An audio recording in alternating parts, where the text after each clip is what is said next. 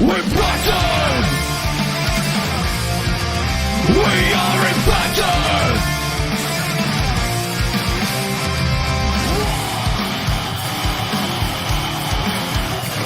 We're Bison! We're ready to get up! We want to win! Light the fire of power and make us free! We never break down! We want to win! We are impacted! The best team!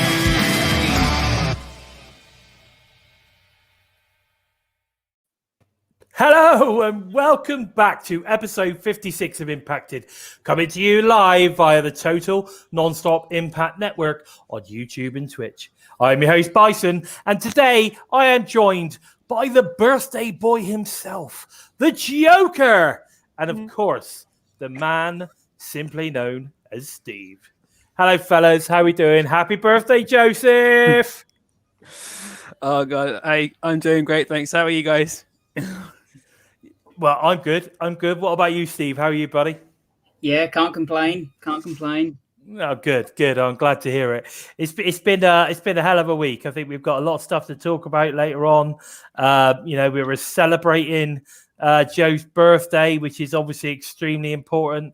That we do that. We need everyone to celebrate with. I expect lots of happy birthdays coming for the legend Joe himself. The chat's already come through with quite a lot. Thank you. It's all coming. It's all coming, my friend. It's all coming. So, just want to quickly say hello. We've got a few people with us already. So, just a quick say hello to Mir's there. Paul Nelson's in the house. Violet's in the house, which is great to see you. I said Paul already, didn't I? We got Courtney, of course. Courtney's in the house. Great to see you, Courtney. Thanks for joining us. Obviously, this special birthday edition of Impacted today. And Zach's with us. Zach Bonifer's with us again this week. So it's great to see you. Keith Goldman's in the house. What's up? So we're certainly building up a few few viewers there at the moment. So it's all good. Mm-hmm. So we're all getting in that. We're all coming in the house. Don't forget, guys, if you've got anything that you want to say, don't forget to put it in the chat so that we can sort of kind of bring that up. We've got loads and loads of things to talk about today with regards to Impact. So lots and lots of stuff to discuss. And of course, lots of things to celebrate. Let's face the facts here.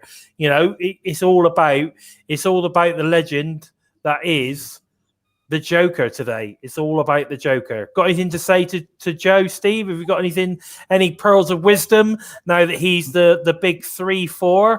I mean, I know that obviously you're still only 16, but any He's got pearls more brain cells than I do. So what pearls of wisdom do you have for young 34-year-old Joker today? Don't change anything. He makes makes me smile more than I make him smile. I'm sure of that. So yeah, don't change anything. Yeah, he's a good guy, isn't he? He is a good guy, that Joker. He is a good guy.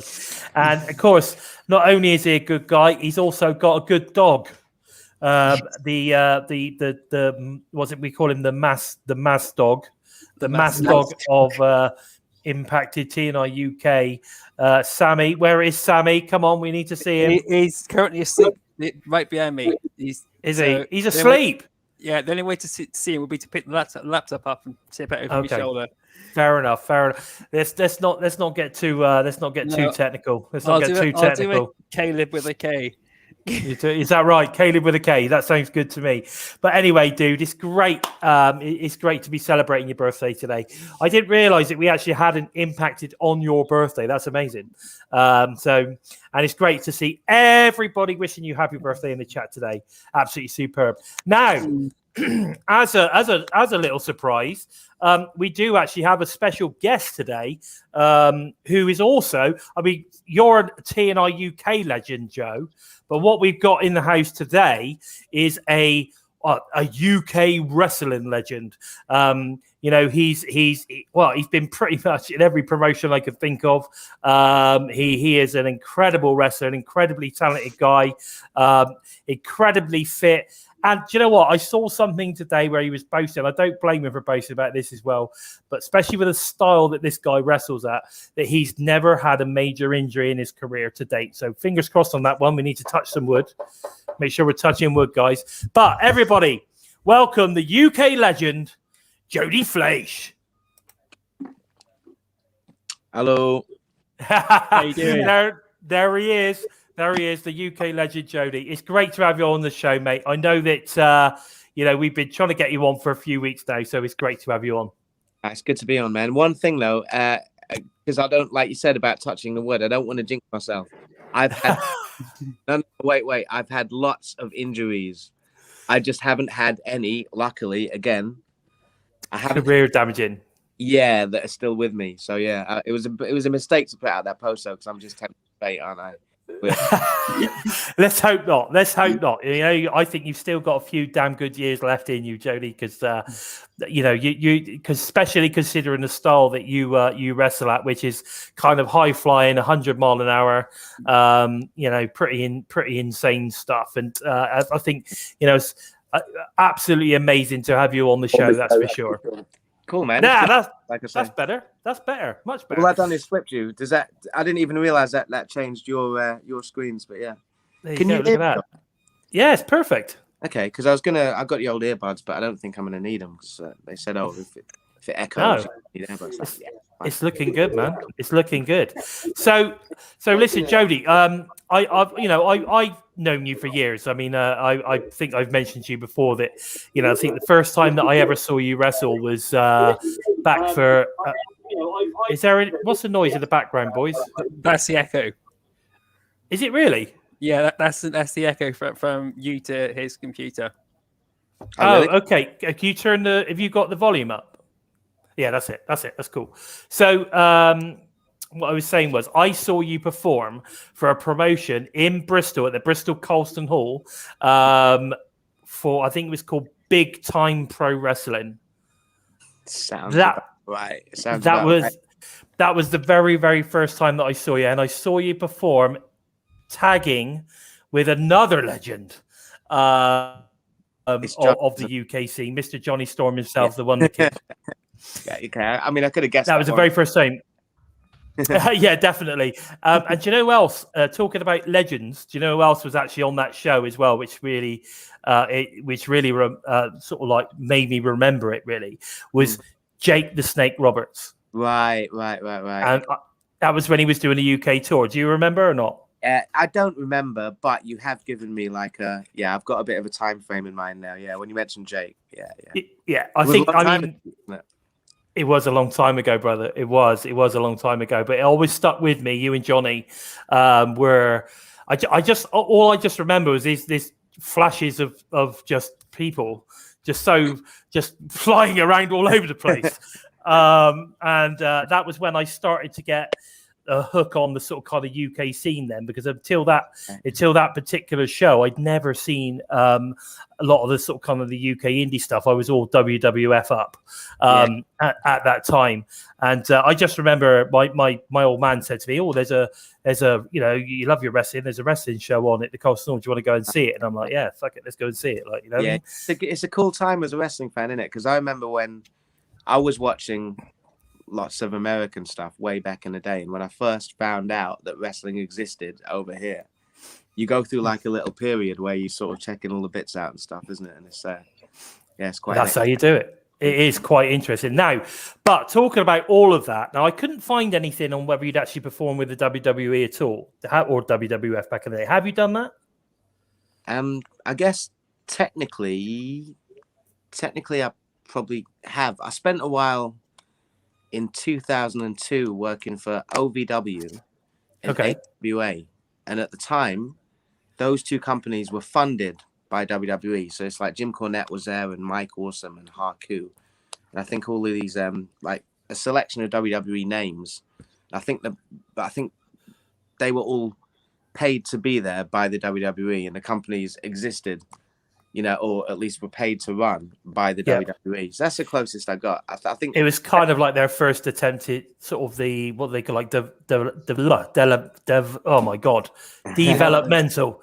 Yeah. There you go. like it was their early developmental territory. So yeah. Yeah, that's cool. So I found stuff with regards to Ring of Honor, and am I right in saying that you were the European Honor champion or something? Of Or Ring you of won Honor? Yeah, with Ring of Honor, you won some European title that was with a tournament that was run by Ring of Honor. I'm not saying it was necessarily Ring of Honor. Nah, Let me have a. I don't look. You know what? My knowledge of my own history, let alone history in general, is pretty whack at the best of times. I don't think that I ever had any title for them. Okay, But when I say that, it's let me look it up. Yeah, because I know that like even recently you appeared in the PWI 500 at like 419. Some of the top wrestlers, like 200. I think that was 2018. Some of the top wrestlers in the world, which is pretty awesome in itself. Now let me have a look. I've definitely got something here where you won. Hang on. It's there somewhere. It is definitely here because I was reading it earlier and I was like, oh, I didn't know that. So that's really cool. I know that you King of Europe tournament, 2007. Yeah, nah, that wasn't Ring of Honor, was it? Nah, It says here it was. It says he also appearances during the first English tour of Ring of Honor in August 2006 and participated in the first King of the Ring tournament in 2007. Right. King of Europe, sorry. King of Europe tournament. To my knowledge, which might be wrong, right? The King of Europe was a tournament and it was in the Liverpool Olympia. I think it might have been ran by Alex Shane, maybe. Okay. And that was a show when I broke my jaw. I don't think that had anything to do with Ring of Honor, but the tour the UK tour you mentioned, I remember doing at least one show on that, maybe more. And then I've done another UK tour for Ring of Honor not long ago, like 2-3 years ago. We done one show for them in was it the Donny Dome? Was it Doncaster? Somewhere like that. And another show in Bethnal Green in London for them. But yeah, so that tour that you mentioned, I think that was like a separate thing to the King of Europe Cup. Okay, but it's still cool taking part in all these things, and I know that you have performed for like Combat Zone and Frontier, Wrestling Alliance. You just performed all over the place. Even like West Side Extreme Wrestling. All over the Netherlands. I know that you've performed all over the Netherlands, as well as obviously all over the UK, and obviously a promotion which is extremely dear to our hearts, Impact Wrestling. What you performed in 2008 Comic-Con versus LAX with Johnny Storm as your partner, and I have to say that was the match of the night for me. And as soon as I mentioned it to Joe, he absolutely jumped out of his seat when I was saying, "Remember that match?" And he's like, "Oh my god, yes!" All right. But hold on a minute. I'm sure it wasn't at a Comic-Con. It was 2000. It was 2018 WrestleCon. 2018. The main event in that match was Sami Callihan and Jimmy Havoc in a barbed wire match. Okay, it was in Manchester, wasn't it? It was in Manchester. Yeah. The right one. Because I've done one Comic-Con in my life that I know of, and I think that I wouldn't forget if I'd done any more. Wrestling at Comic-Cons is pretty awesome because you get in the Comic-Con for free. But okay, fair enough. I'm sure it was Comic-Con. Am I right, Joe, or not?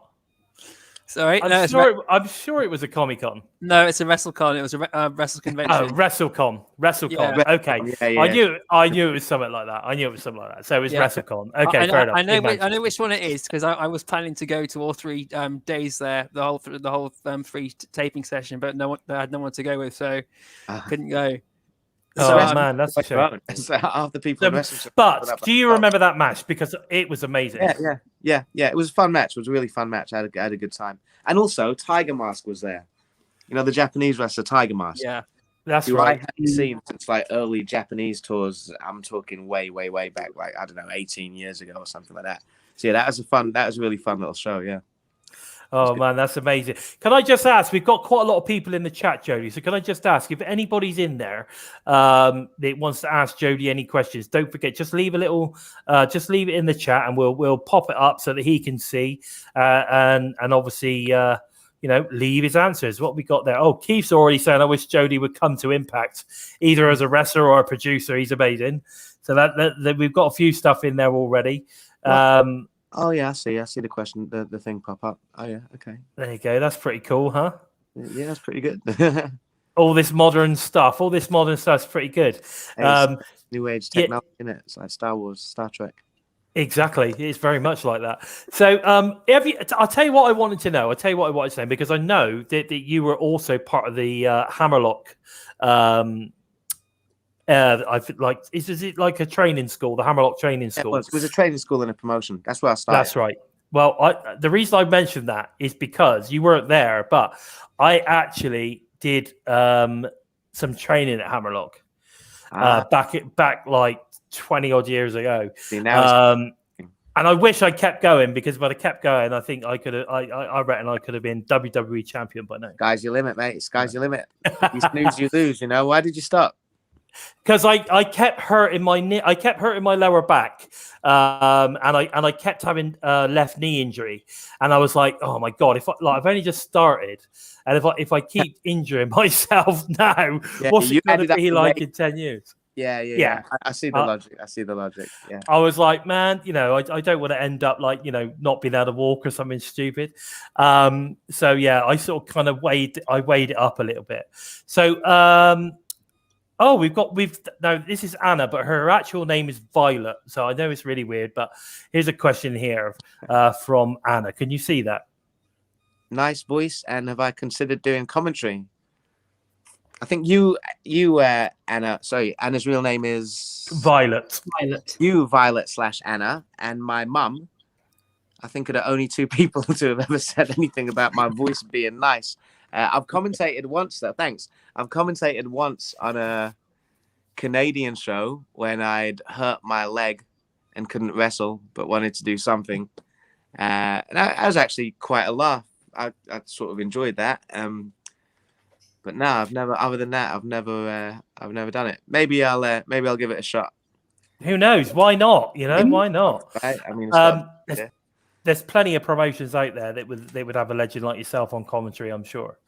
Do a backflip or something mid-sentence. No. Yeah, that'd be cool. That'd definitely be cool. Okay. So here's a question. Here's a question for you. So, in all of the years that you performed, and I know you're saying that you've not got the best of memories, but is there a particular match, a particular promotion that really stands out for you that you can say, you know what, that was like almost the perfect match? Oh man, you know what? I can only either give you a no or or a yes, but then there's too many. The thing is, like the way I see it is like almost every show I've done is different to any other show that I've done. I think that's part of the appeal and part of what keeps me going. There are shows that stand out in my mind more than others. Okay. I think it'd be a really big ask for me to narrow them down to one or even 20. Well, maybe 20. But you know what I mean? I do. That's how my thought process goes, to be honest, as well. A lot of things come through, and it's just impossible to pick the right one. So grab them out of the air as they're going by, innit? Like, obviously, is any coming to my mind now? Yeah, Cowick and Hall back in the day. No idea why I thought of that now, but you guys familiar with Cowick and Hall in Tokyo?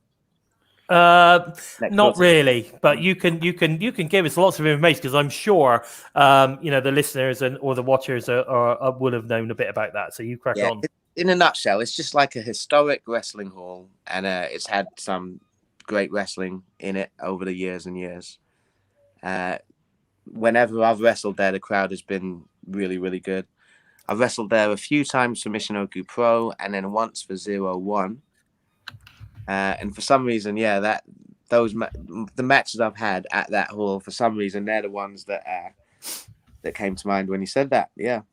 Okay. Have you wrestled in Mexico? Because I haven't seen that. Because obviously, the reason I say that is because of your clearly a lucha libre style, or high flying style. I haven't. I used to really want to, but I guess it just never came up. Never came to fruition. Have you ever wrestled in a mask? Yeah, I wrestled in a mask on Sunday. Really? Yeah. What was that? What was the name? Were you Jody or were you something completely crazy? You know what? I didn't have a name. I was the artist with no name. I was wearing my. It was like at a lucha festival or like a Mexican themed, maybe the Day of the Dead festival thing. Yeah. So I turned up and then I had like my normal wrestling gear on, but then I had like a golden mask and a golden cape. And I was. That sounds great. It was a laugh, but it was just like, I don't know, God. I must have came across as unbelievably racist during that show. Shouting out. So I was pretending to be Mexican. So I just shouted out like anything that people think of Mexico when they think of. I was like, oh, please don't tell me you were going to Reba and stuff like that. Reba. Reba's coming out. Like, that was all fantastic. Can I just quickly say a quick thank you to Rob's Voice 71? He's just basically gifted us $5. Money for having Mr. Fleisch, one of my favorites for the mid 2000s. How about that? Just give for it. Yeah, just give us a $5 for you being on the show. How cool is that? That's pretty cool. If there's 4 of us, so I'll at least expect my £1. £1.25. $1.25. Perfect. So went up already. Boom. Fantastic. So that's awesome. So being a conquistador, I love that. Zach Bonifer. No, that's really cool. So is that? I mean, we've got another question there. I think it's from. I think I sort of kind of just skipped over it. I don't want to do that. Mia was asking, is there any opponent in particular you wish you could have wrestled?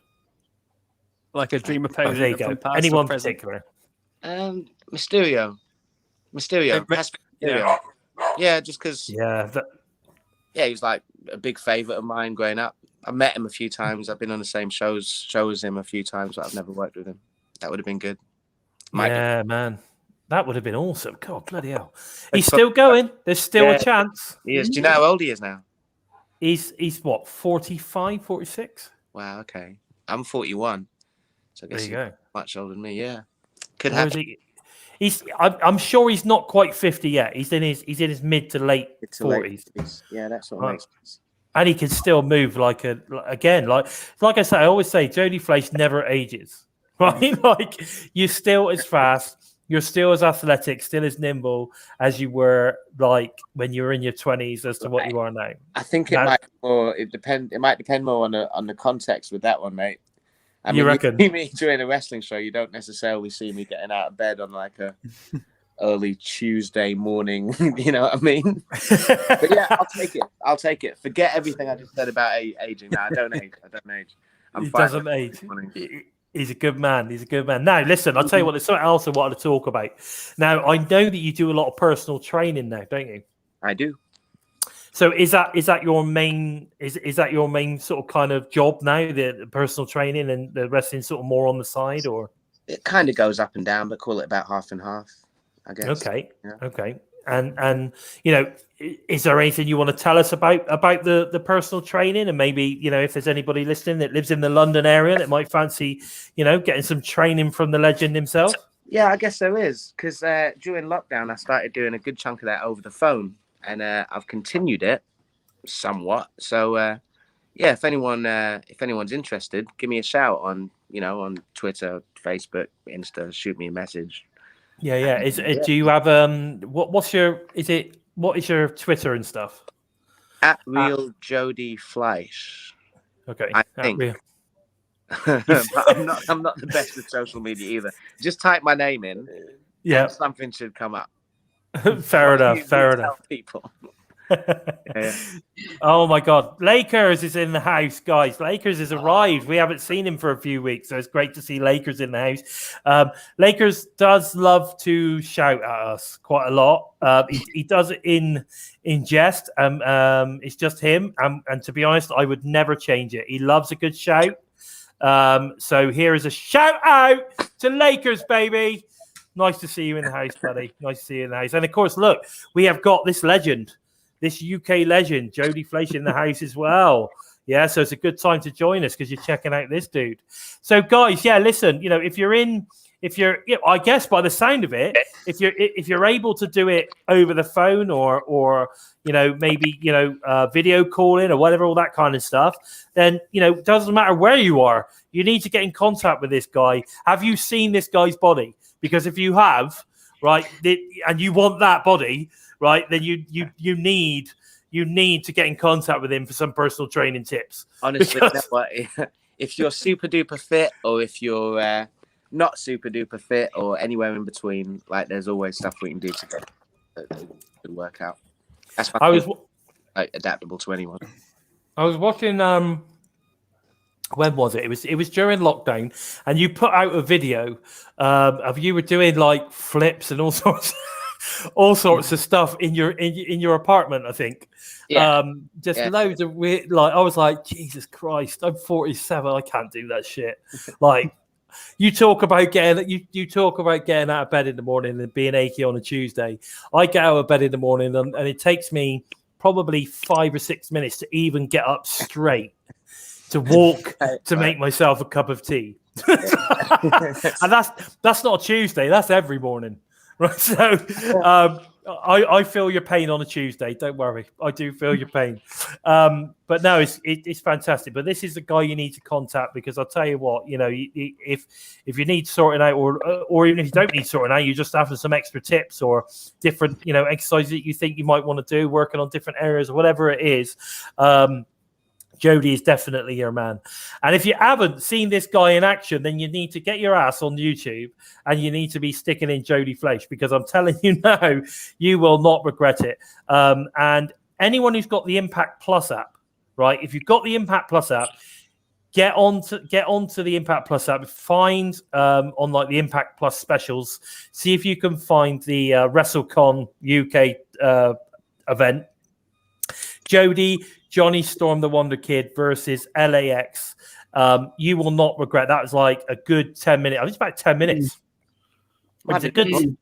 It might have been. It was. I think That was a hell of a match, right? And the mutual respect that was shown at the end. I thought Santana and Ortiz came over to you guys and was just like, showed you so much respect. I thought that was amazing, and it just goes to show that, you know, the wrestlers of today, the new generation of wrestlers today, really take note and appreciate, you know, what some of the guys sort of back in the 2000s or even earlier, but back in the 2000s, you know, did for wrestling. I think it's absolutely fantastic. And yeah, so it's been absolutely amazing to have you on the show today, Jody. I don't want to take up any more of your time. I know you're a busy guy. But absolutely superb to have you on the show. And please, guys, get over on Twitter, follow him. To be honest with you, I think if you put in Jody Fleisch, you'll find him, right? You'll find him. Jody Fleisch, you'll find him. You know, he's there. Or maybe look up or the Phoenix. Have you? I don't think you've gone by the Phoenix for a long time, have you? You know what? I hate to say it like this, but I don't actually keep really good track anymore. Like, I usually just turn up and let people call me whatever they want. Twat, knob. But no, we'll leave that to Charles Crowley. He likes being called the twat, doesn't he? Yeah. Oh God, yeah. We had Charles on a couple of weeks ago. Actually, he came on because he's been at. I've been doing a little bit on the Wrestle Carnival stuff. I actually mentioned to Gary. Do you know Gary Ward? Yeah, no. Yeah, I said to Gary, I said, you need to get Jody and Johnny on. You've got to get Jody and Johnny on at your shows, because they've been having Doug Williams on quite a lot. I've worked a few shows for Gary. I can't remember off the top of my head if Johnny has or not. Trent's in the house. But yeah. It'd be really cool. I'd love it. I'm going to the show they got this weekend on Sunday. It's Carnival Mania. I'm going up to that show. They've got Joe Hendry's on the card, Doug's on the card, Doug Williams, Alex Windsor. Do you know Alex? I do just about. Yeah, I do. Yeah, she's amazing. She came on the show about a month or so back as well. She's fantastic. So it's really, really fantastic because she went away for a little while because she got injured. I think she had a baby as well. That's not the injury, by the way. She got injured and she had a baby, and then she's come back. I'd say probably just when the pandemic started opening back up, she's come back into the frame. She's just as good, if not better, than she was before.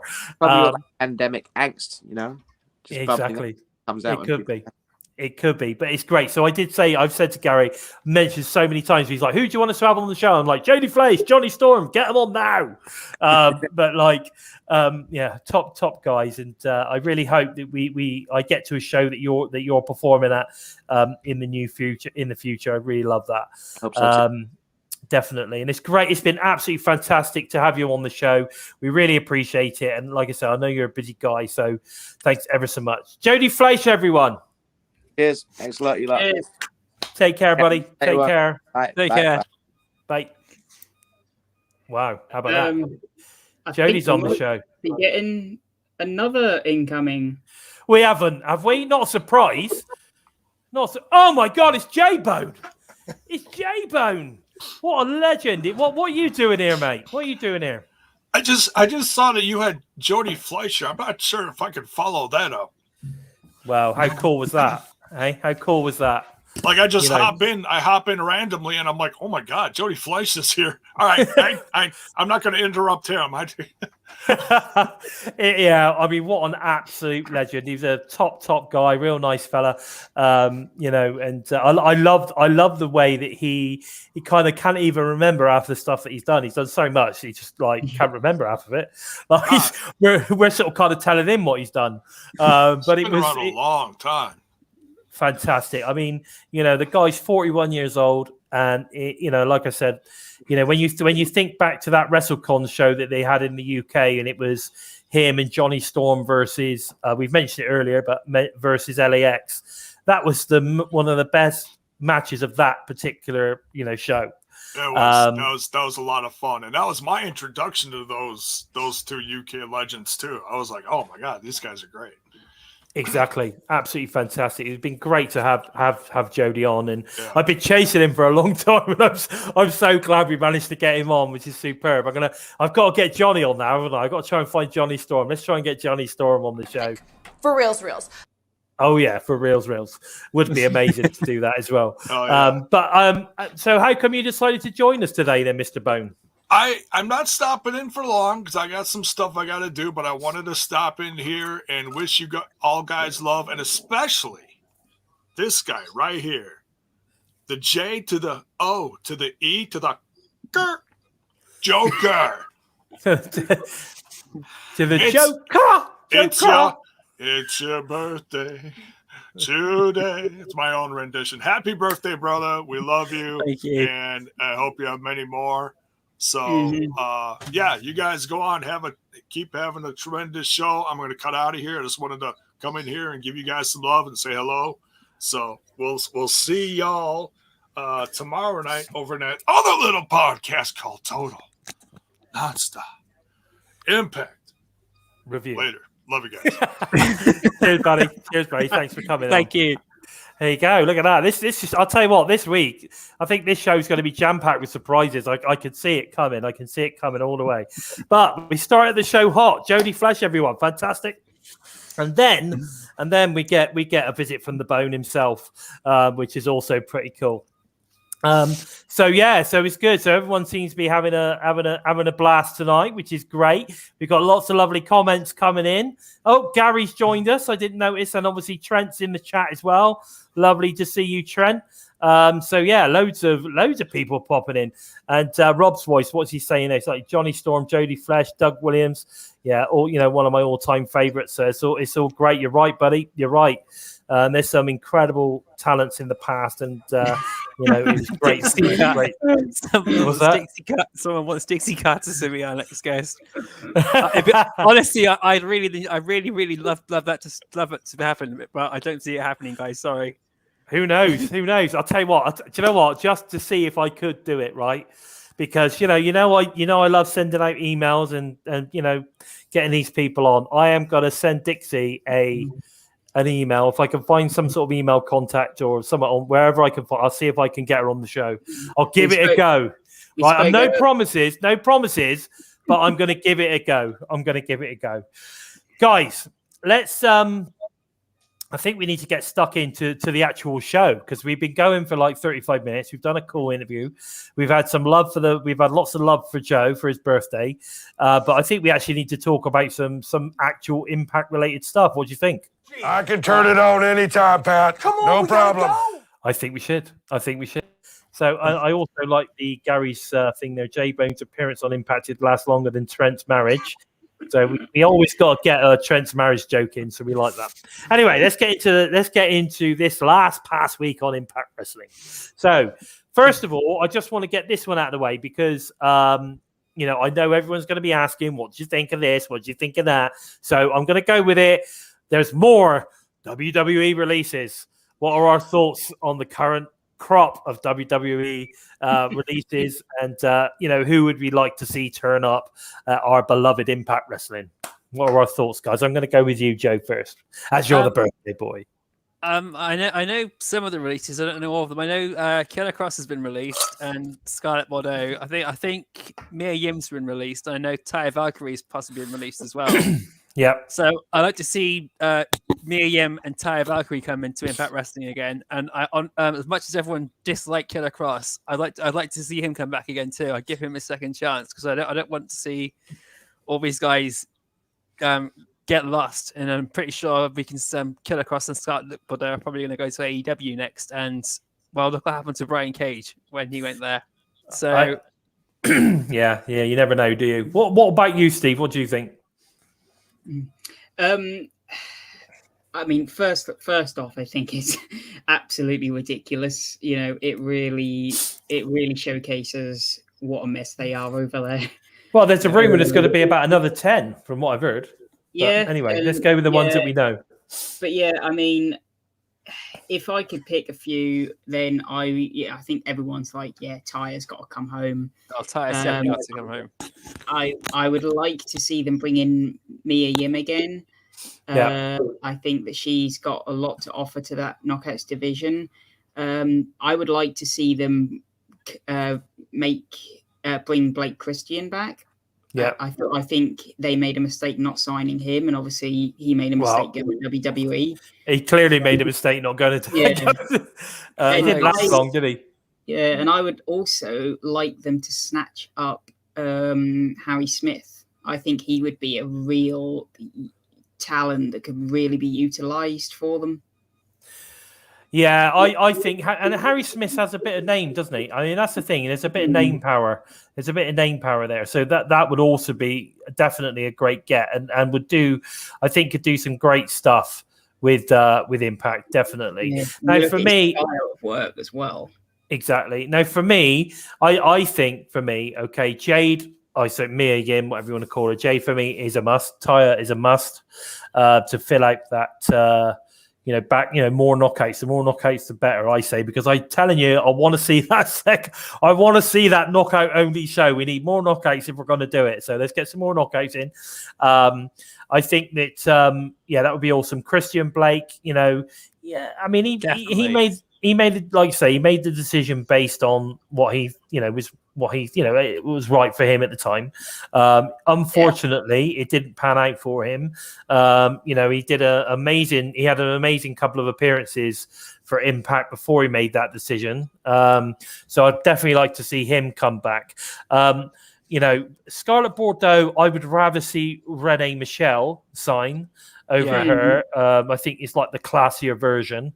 And Killer Cross, I don't know. I mean, the guy is super talented. You can't deny that. How can you not, keep Killer Cross or whatever his name is over there and not be able to find something badass for him to do?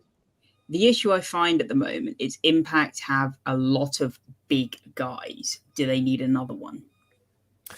Probably, yeah, but you say that, but I don't put Cross in that category of big guys because I mean he's not as big as Moose, is he? No, he's not a hybrid. He's a hybrid actor, hybrid wrestler for me.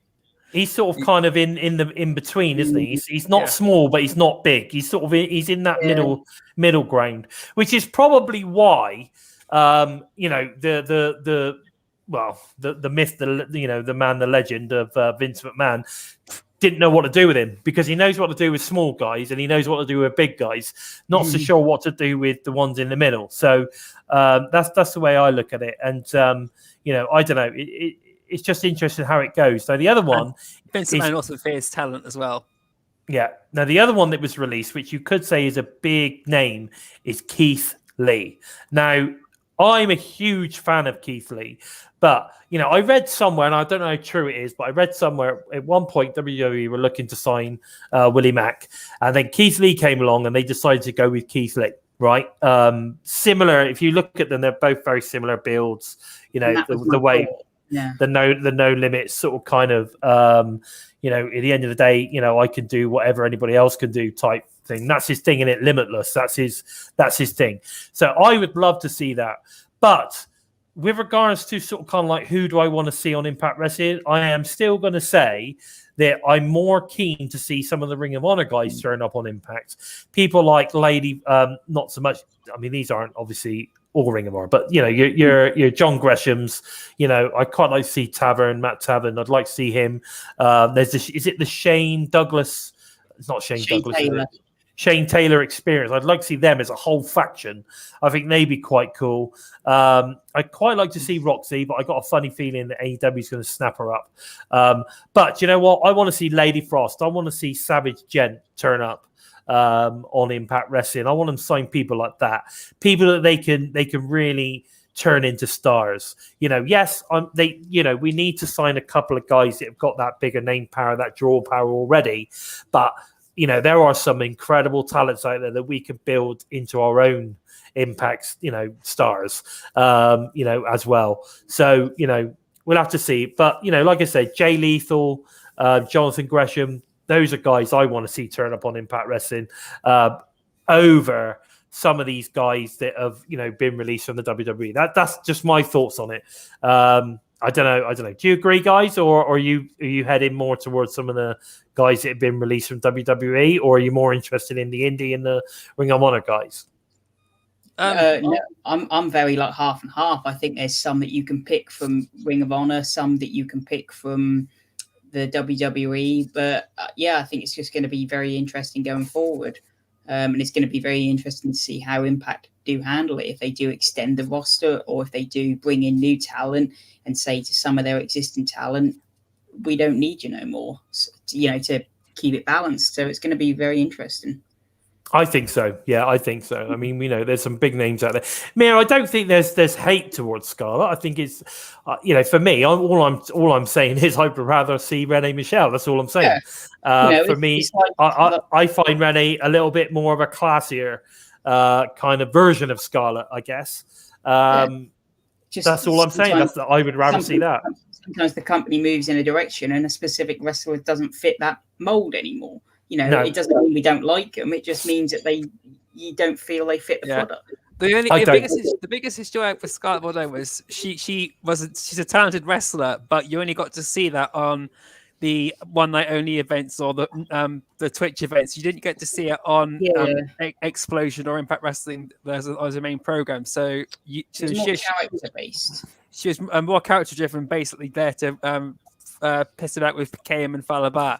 Yeah, and which damn, but if you saw any of her matches on the Twitch, especially on the Twitch specials, she was absolutely incredible. So I've got nothing against Scarlett Bordeaux as a wrestler, but of her or Killer Cross, I'd rather see Killer Cross come back in rather than have them both come in together as a couple or if they're going to come back in as separate wrestlers like we've seen with Deonna Purrazzo and Steve Macklin. I was watching someone's podcast and they kind of nailed it. Really, they said they'll go straight to AEW and feud with Cody Rhodes and Brandy Rhodes. It's like, yeah, you can see that happening, can't you? Yeah, you're probably right. Cross will tear his head off. We're like watching Mortal Kombat. That'd be awesome. Yeah, get over here. And then they sort of, finish him. Yeah, that'd be quite cool. Go all Sub-Zero and then just rip his spine out through his. That would be amazing. But yeah, so there you go. That's our thoughts on the recent releases. I don't want to give too much time to that because you just never know who's going to turn up or what they're going to sign. But anyway, so on other news, this past week on Impact, Laredo Kid wins a #1 contenders match on the show with the it was an X Division #1 contenders match with Steve Macklin versus Black Taurus, Laredo Kid, and Rohit Raju. It was a fantastic match. And this was a typical high flying X Division match. It was fantastic. This is the good stuff. You're telling me it was the good stuff. It was fantastic. And in the end, the incredible high-flying Lucha Libre Laredo Kid gets that #1 shot against Trey Miguel. We get the face-off at the end. And, of course, Macklin comes out and, he's not too happy about what's going on and etc. So, but... what are your thoughts on this, guys? Because I think this is going to be one of the best matches on the Turning Point card. Laredo Kid versus Trey Miguel for the X Division title. What about you? It's gonna steal the show unless they can really, really do something with the main event. I think the main event we're going to get is Matt Cardona versus Moose.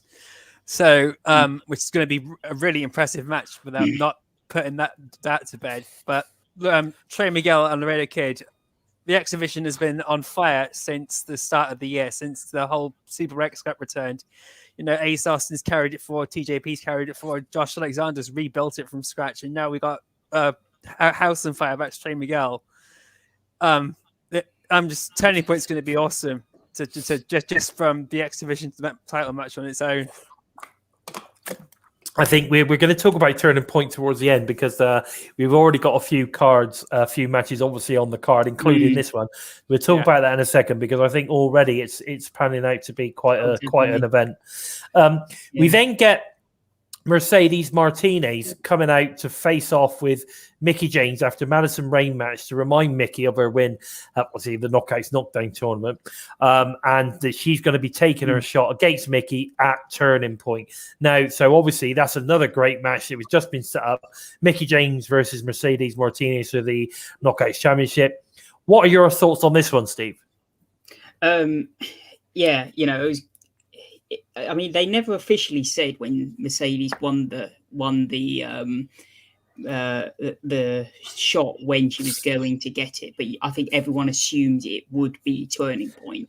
So to have her come out and say, "Yep, I'm going to face you at Turning Point," it's going to be a fantastic match. You got two veterans facing off against each other, and I assume they must have gone up against each other at some point. Mickie and Mercedes, I would imagine so. But not in Impact, obviously, because Mercedes. But it's going to be a fantastic match, and it's difficult to call, really. I think it is a difficult to call one because this is the thing. I think if it was Deonna, I would have been like, Deonna's going to win. Like, do you know what I mean? Because if she'd have beaten Mickie, she's going to win this one as well. But now what we've got is a new champion.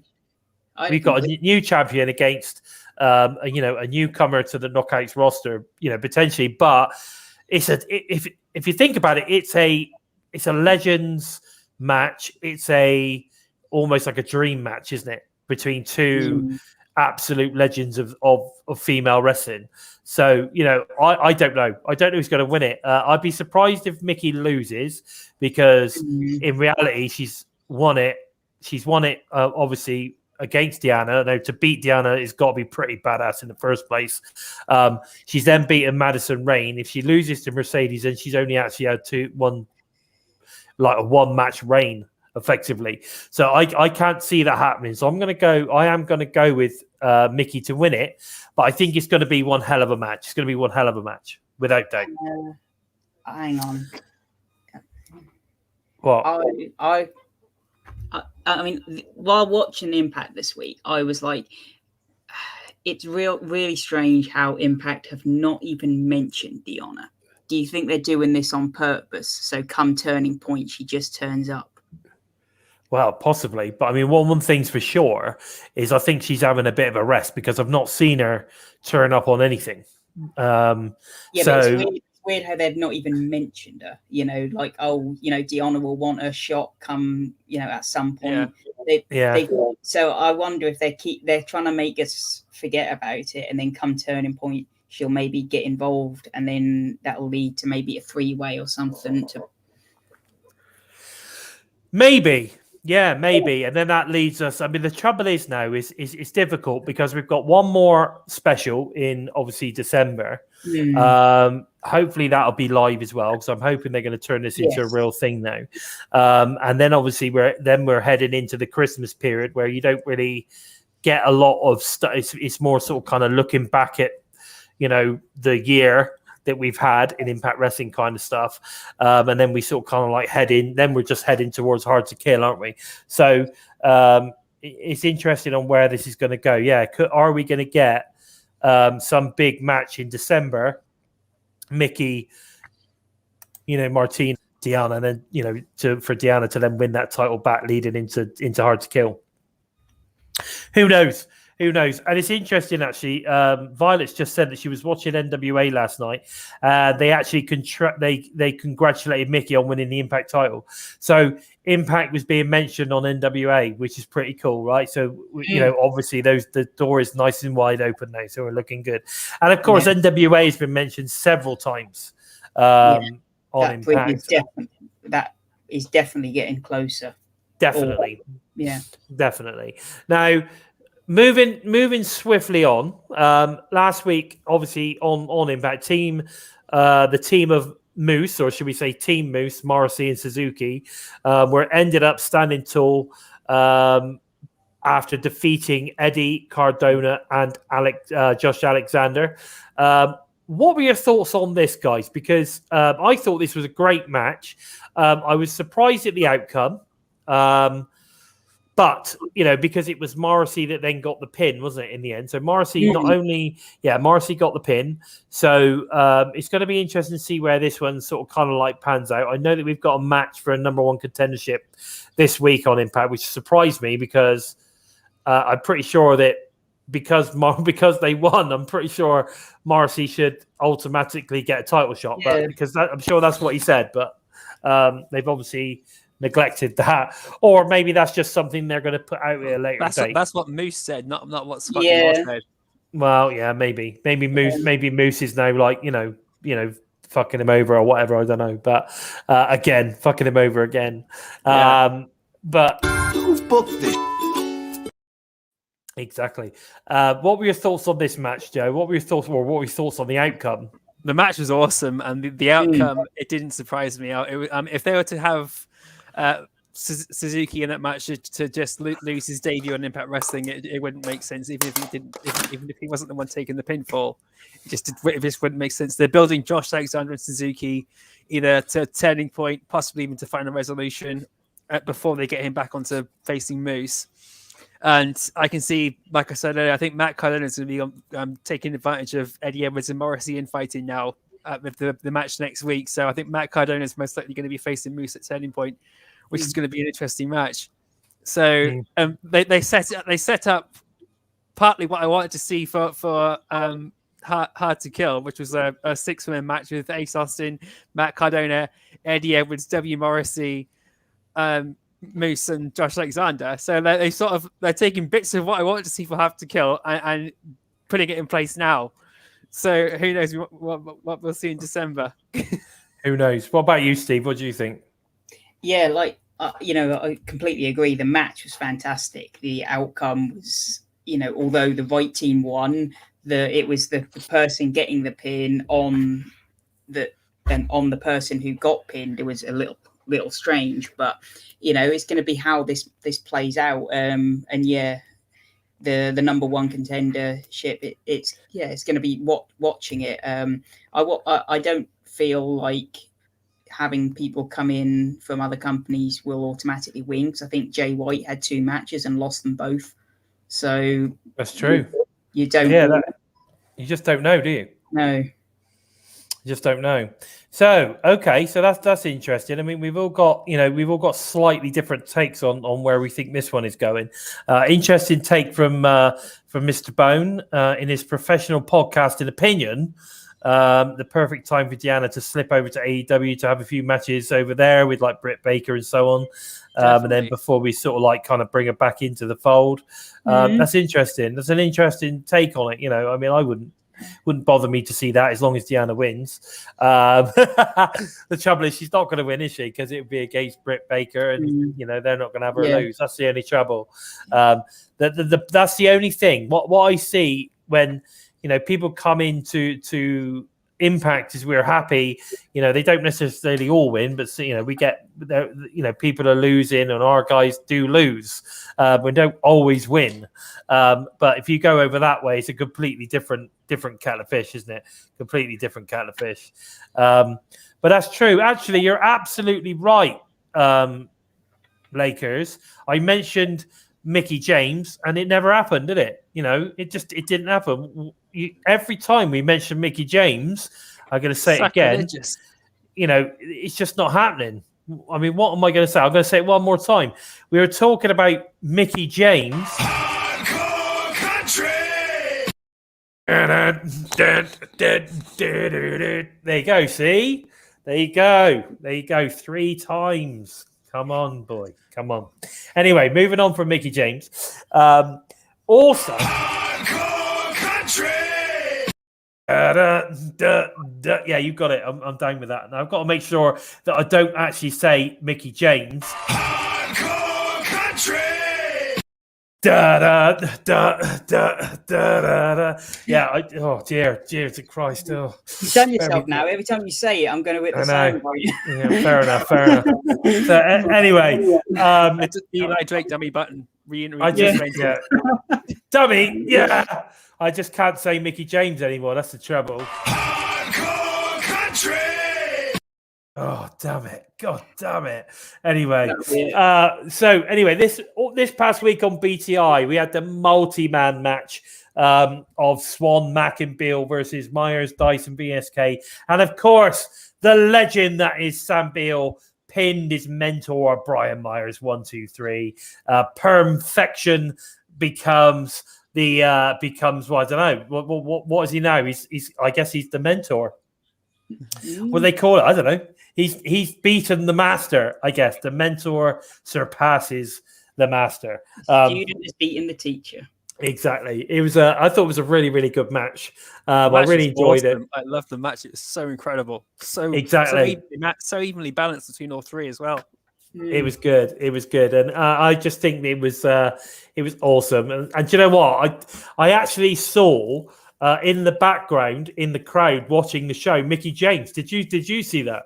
You saw? He's not ready. See, he's not ready. I knew it. I knew he wasn't going to do it. I said, damn it. I bet you if I throw in a Mickie James, he's not going to do it. Damn you. Trying to do 3 things at once. All right, whatever. Come on. You said I built it. You said you were going to do it, and you didn't do it, Steve. Come on. You've got to get on the ball, mate. You got to get on the ball. Every time I say it, panic button. Every time I say it, you've got to do it every time. Anyway, the soundbite will get overplayed. No, you've got to do it. That's the joke. That's the punchline. Oh, never mind. Anyway, so also we've got the James. all over it, mate. Is it just me that says it, or could Joe say it as well? And does Joe get it, or is it just me that gets it? I'll trigger it just for the sake of triggering it. What, the Mickie James? Like, if you say Mickie James, you mean? Like, yeah. We might have to get ourselves tested after this. Fair enough. Anyway, so listen. So that was a good match. So it was a good match anyway. What did you think about that match, Steve, and the outcome? Do you remember what match we're talking about? Yes. Yeah, the match itself, like you say, was it told a really good story. And to begin with, I was a bit like, I'm not sure on like Swan and Mac coming back into this. It feels like too long. It feels like a bit of like grasping at straws. But when it was in there, the story that these 6 men told was fantastic, and part of it feels like this is the end, but it still feels like there's some legs to go. So I'm very intrigued in where they take this now. I am too, because I think it's I think it's a very inspirational story that we are getting told here for Sam, because look where he's come from. He comes in, basically gets his ass handed to him by Sami Callihan, and then we've seen him sort of being gradually taken on by Brian, and then he's now he's finally pinned Brian, so he's definitely making his presence felt now. So it's a great story. The people that they're bringing into it, I mean, initially you put Sam with Brian Myers, like that's an amazing thing straight off the bat. You're now putting him in with Willie Mack and Rich Swann. Again, both you got an couple of X Division champion titles there. You've got they haven't quite won the tag titles yet, but we need that. That's got to happen at some point. Rich Swann world champion. So there's you're putting him in with pedigree, aren't we? We're putting him with pedigree. So that's what we need. We need to make sure that happens and keep pushing Sam forward, because I think he's got a hell of a future. I think he's going to be good. I still want to see a hair versus career or a hair versus something match going on.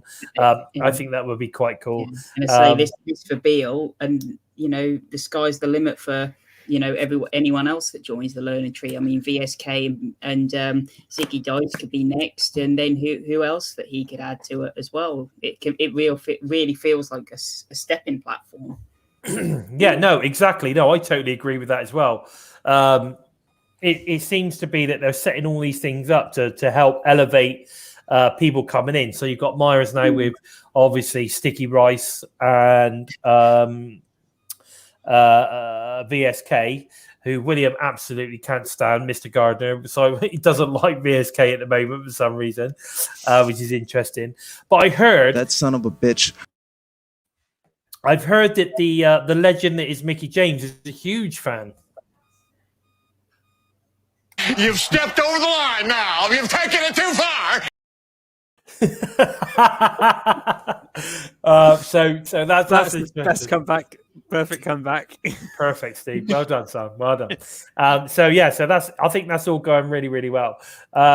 We then move on, and we've got like an awesome story, which I think is being built between the Inspiration and Decay via backstage segments all over Impact last week. I think this worked really, really well to sort of kind of like build to obviously the Knockouts tag title match, which has obviously been announced for Turning Point, Inspiration versus Decay. So they're keeping them out of the ring, and they're doing all this build behind the scenes. The ghost hunting thing I thought was really cool. What are your thoughts on what we've seen from the Inspiration at the moment, Joe? The match I had at Bound for Glory, it was okay. It wasn't perfect, but the character build and the character development they've shown already is brilliant. They're so into their character. They're really entertaining to watch, and the whole segment with Rosemary and Havoc and Gia Miller and Brandy Rhodes, Brandy Lorraine and Kimberly last week was just great. The way they're trying to weasel their way around to the Havoc and Rosemary. Yeah, it is good. It is good. I like the fact that they've set up kind of like the Undead Bridesmaids versus Decay as well. So I think that works really, really well. What about you, Steve? What are your thoughts on this? Yeah, I mean, it's interesting. We were talking about Scarlett earlier, because while they were sort of having their segment on this past Impact, the Inspiration gave me real Scarlett vibes with what they were doing.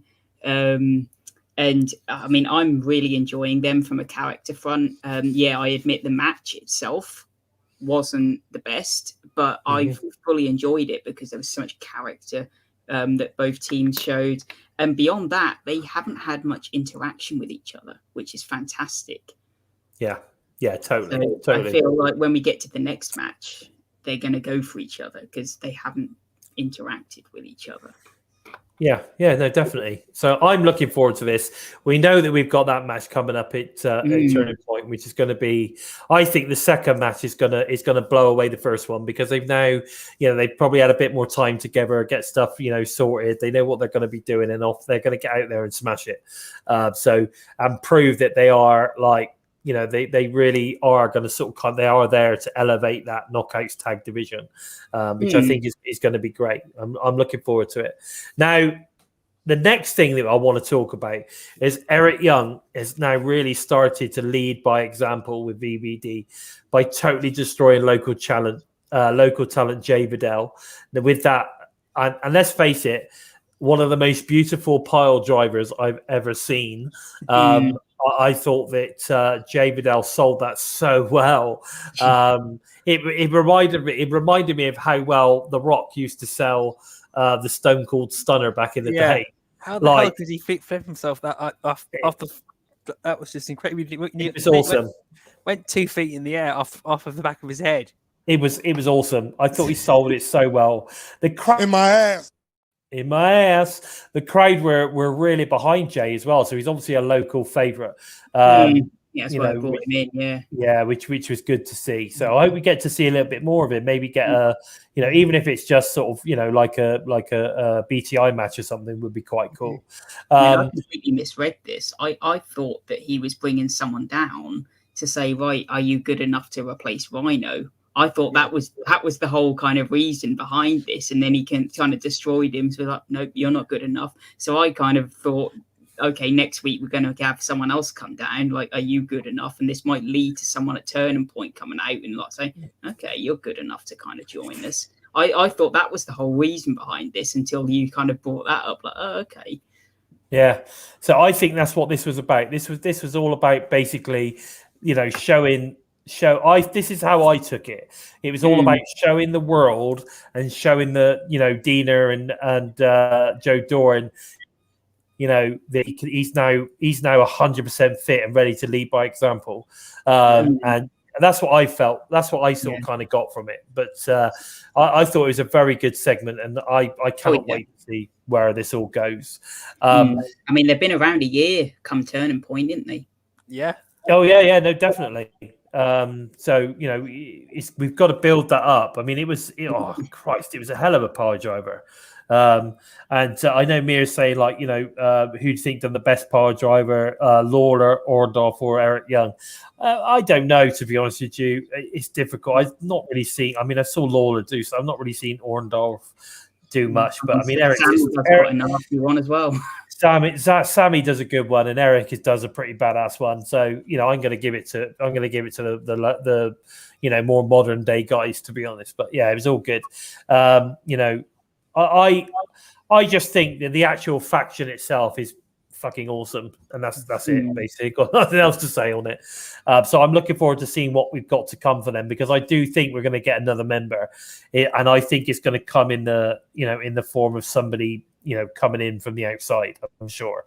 Now, the Bullet Club of Chris Bay and Hakaleo, Al Fantasma, great gate crash, the tag team match between the Good Brothers and Finjuice, leading to another number one contenders match between Finjuice and the Bullet Club this week on Impact. Now, I don't want to talk too much about the match because we'll talk about that a little bit later.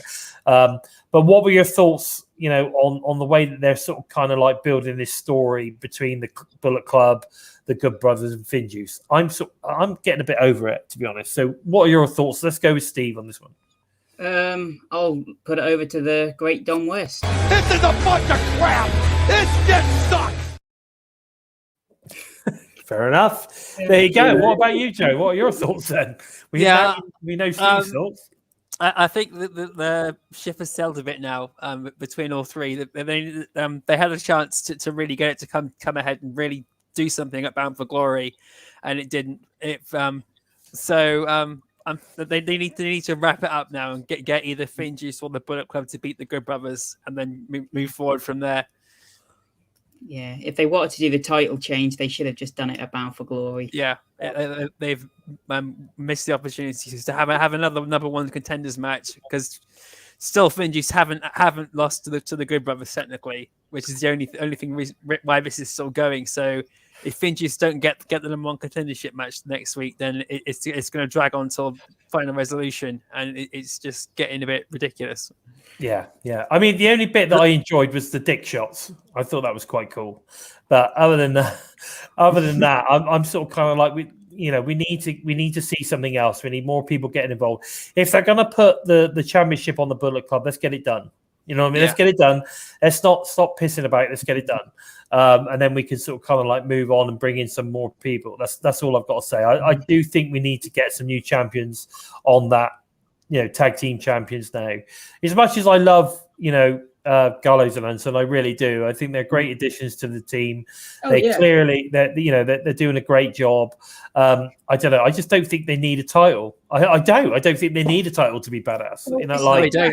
It's not just that, but it's a case of sometimes being in the hunt can also refresh you, and it feels like at the moment they're getting a bit stale. Yeah. No, I agree. They've not changed since they've been with Kenny Omega at the start of the year. It seems to me, so it's been the same drive throughout the entire year for the Good Brothers. Yeah. So, but we saw when Finjuice took the titles off them when they were still with Kenny, how different they were when how Kenny was, and that was the most interesting we'd seen the Good Brothers in that segment with Kenny. Yeah, it was. So having a change for a little bit without the titles, I think will be interesting. But I just don't think they need it. I don't. But they're so over. They're so charismatic. They do everything that they do. They don't need a title. They're Eddie doesn't need a title. Like Eddie Edwards don't need a title. It's great if he's got a title, but he doesn't need it to be a badass. Same with Sammy. Sammy doesn't need a title for him to be a badass. He just doesn't need it. So, but we all want to see a title on him, but he doesn't need it. I sort of understand the reason of like having the title. So when you beat someone like the Good Brothers, it means more. Yeah, I'm gonna say, Jason Michael, that is cool. I'm down with that. What would we call swing? How about swing daddies or something? I don't know. Swing hen daddies or something. I don't know. I'm sure we could come up with some sort of Alicia Hernandez to name them. Get Alicia to name them. Yeah, that would be cool. I still want to see the Swingerellas as a tag team. I think they'd be great. But yeah, so that would be interesting. The Swingerellas as a tag team would be well good. Swing Daddy, I like it. Swing Daddy, that's a good one. Daddy mix. They could. I don't know. It could. Yes. So as in about super swing. Mix. Daddy mix. Yeah, definitely. There's low. I don't know. I'm sure we can come up with stuff. You still can't beat the Mac and Pack connection for me, but there you go. So anyway, moving on quickly. Chris Sabin gets a win after a great match with Madman Fulton. I'm happy that Sabin gets a win, but I'm unhappy that Madman Fulton gets a loss. I think he's been doing some great work lately and deserves a couple of wins under his belt. But again, so does Chris Sabin, because you can't keep pushing him as this ultimate, amazing wrestler if he keeps losing all the time. So I sort of kind of get that, but at the same time, it's almost like maybe they shouldn't have put him in with Fulton to get a win. Do you know what I mean? Like put him in with somebody else to get a win that that you're not pushing, because they're clearly pushing Fulton because he's been in a few main events. So they're clearly giving him the ball to run with a little bit at the moment. I don't know. What are your thoughts on this one, Joe? No, Fulton's just there to push Ace Austin. He's not. They don't seem to have any. It's like Jake something. They seem to have lost track of what they want to do with guys like Fulton and Jake something. So I'm not even sure if Fulton's going to stick around when his contract's up next. But I'm disappointed he lost this match, and I'm disappointed that it had to come between does Sabin lose again, or does the match get thrown out, which probably would have been the preferable choice, seeing as I just don't want to see Fulton get another loss. So I'm pretty disappointed with how Fulton's been booked all year. It's one of the few sad disappointments of 2021 is how Fulton's not been utilised since he's come back to Impact Wrestling. Yeah, yeah. I don't know. I mean, the thing is, he's been there for a hell of a while now.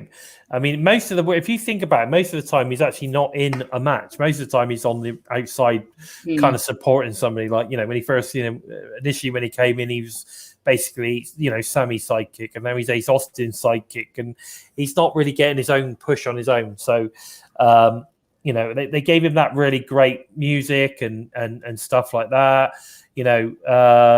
So, it's because the music is awesome. Like, do you know what I mean? Like, his music is really, really good.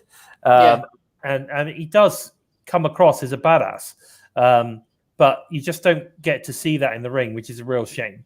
But anyway, let's move on. We've got the road to Turning Point is kicking off, and we've already got 3 title matches on the card.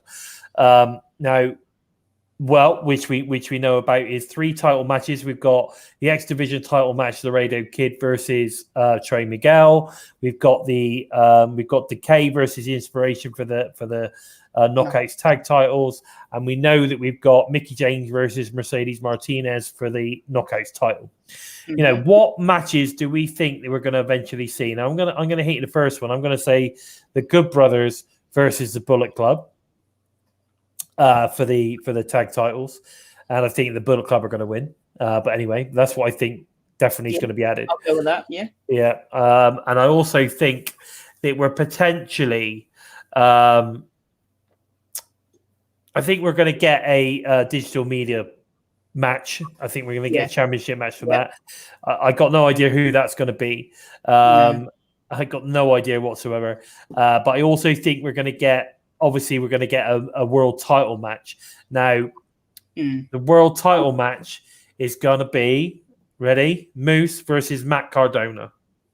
Yep, I will go with that, yeah. I think that's going to be. Now, I'm not sure about anything else, but those are the ones I'm thinking is going to be the title matches. Obviously, Matt's not going to win because they've got to give Moose a bit of a run now. But that's what I think. Matt's a guy that the type of guy that Moose can get a credible win over. Exactly. And again, Matt is the kind of guy that doesn't need a title. He just doesn't need it, to be great. Yeah. I mean, he's someone that has never held a title in Impact. He's someone that maybe someone will look at the lists of champions and think, oh, Cardona's a champion. Might have a watch, I don't know, but it swings and roundabouts. But it can work, it might not. But at the end of the day, going for the world title while you've got a new champion like Moose, he's a credible guy that you can get a win over. That's why when it was those last 2, Cardona and Moose in the gauntlet, I was kind of hoping that Cardona would win because I was thinking like, oh, that's a credible guy that Josh can get a win over. Yeah, definitely.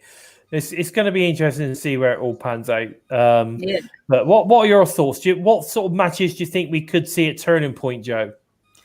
Oh God, I'm hoping we do see something with some extra stipulation in, especially with regards to the Inspiration and Havoc and Rosemary. I think I'd love to see some sort of no disqualification on Monsters Ball theme match for that, just for the sake of adding that extra fear factor against the Inspiration to make them winning seem a bit more. Wow, these guys really can do it. And Matt Cardona and Moose, should he be the one going to face Moose, if that could be like a last man standing match, that would be awesome too, or a force count anywhere. Just something, as long as it's not just a no disqualification and then that's it. Like not a to quote everyone, he's anti-dreamer, a dreamer match. Oh God, no, we don't need that. But yeah, no, I know what you're saying. Yeah, having something with VBD, and then I can see there being something with a learning tree as well. Oh yeah, I can definitely see Myers and Sam Beal is definitely going to be on the card. I've no doubt about that. Yeah, I agree. I think maybe we might get Myers versus Sam Beale, maybe 1-on-1. Yeah. You know, with the soldiers in Beale's corner, and obviously the learning tree in Myers' corner. Who knows? I could definitely. I mean, what's interesting is we've got VBD now as a 3-man faction. You've got the soldiers as a 3-man faction, effectively, if you add Sam in with that, and of course now Myers and his learning tree. That's a 3-man faction as well now. So you can see there's a few things that are sort of like, building up. We've got a few little factions, a few little groups, whatever you want to call it, building up now. So, that way you can get people on the card when they don't necessarily have to be in a match. They can be there, visibly be there, if you know what I mean. I feel like we need some movement on the Su Yung sort of story. That feels like it's gone a bit sort of quiet. Yeah, maybe. Yeah, maybe. Hopefully, I mean, I think we might start to get some stuff coming in from that. So we just have to wait and see how that one pans out. That's for sure. We'll have to see how that one pans out. Now, quickly moving on. Get you guys talking about this. Let's talk about Skylar versus Jordan Grace for the DMC Championship matchup. We had that yesterday on Impact Plus Ultimate Insider. What are your thoughts on this match? And of course, if there's anybody in the chat that needs to not want to hear this, you need to turn your sound off right now, because the winner was Jordan Grace. So let us know. Have a little chat about that, guys. As I said, I'll be right back. Okay. This match, it was relatively decent length. It was still a bit too short for a title match, as I'm pretty sure you'll agree, Steve. And I know, what I want to see from it next really is I want to see Jordan Grace versus Rachel Ellering, or somebody else who's not been involved in the DMC title picture so far, just to add that a bit of extra expansion. But Jordan Grace and Rachel Ellering, the matches they had back when they were like trying to figure out are we still going to be a team or not, when Jazz was with them, was awesome. And I'd love to see round 2 between them, just as a friendly rivalry or as a friendly match before they move on with the DMC title and see where they go with it next. So, guys in the chat, let me know what you think of how the thing's been going too. How's the whole concept work for you? And everything like that. You guys and Steve, you go on.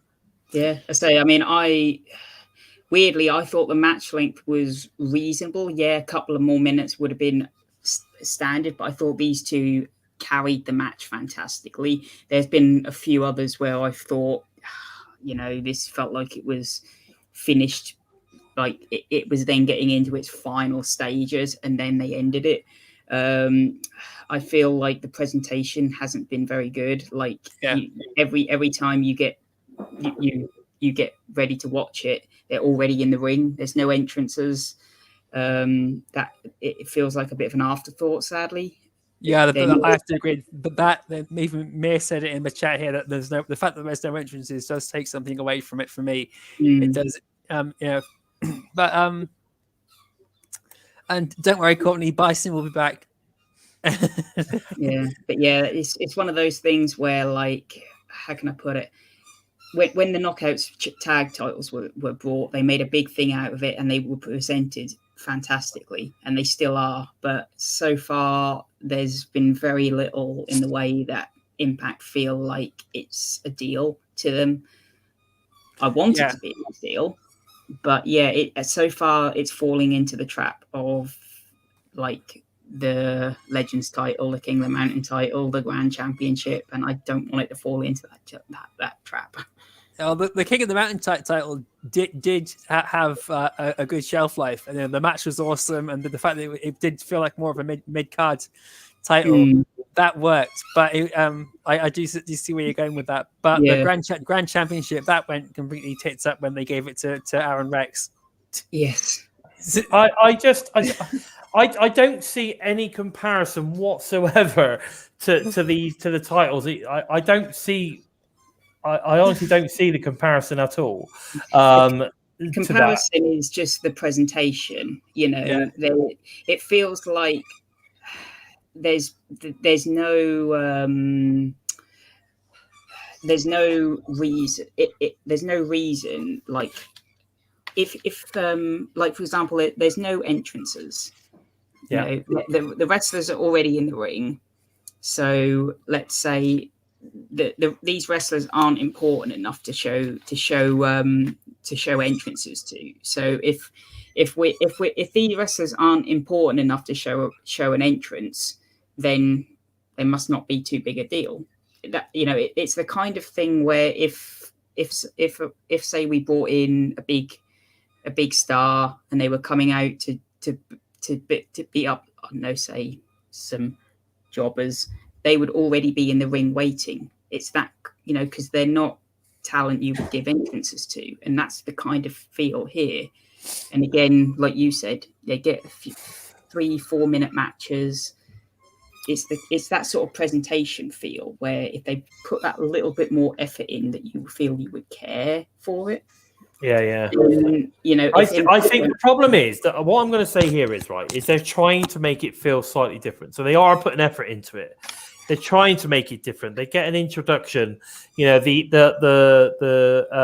style of everything, you know, what goes up on the Titan, the way it looks different. Okay, so they are trying to do something, but they're also trying to make it present it differently, rather than it just being presented the same. So I understand what you're saying with regards to, you know, we're not getting the entrances, but then you could get that's what you get on the normal show. So what I'm saying is they're trying to do something different. They're trying to give us something different. If they just gave us all the entrances and everything exactly the same as it would be on the show, there'd be no point in doing it because it's just watching the same thing, right? So whether you feel that the entrance thing is really important or that sort of stuff is not working for you, then fine. But I don't think it devalues the actual product as such, because the matches are great. Like that match last night was really good. Okay, that match last night was fantastic, I will admit, and there were a couple of others that I think have been great. However, there's been a few that I feel have been very short of time, and not a single match has gone over 6 minutes. I'm gonna agree totally that they should be a little bit longer, and I honestly don't feel that you should be getting a title match just on a Tuesday night randomly like that. I think if you're going to make the title matches seem special, and you're saying, look, you know, we're pushing this is part of our, you know, our digital presence, then put it on the digital special. Yeah, that makes that special.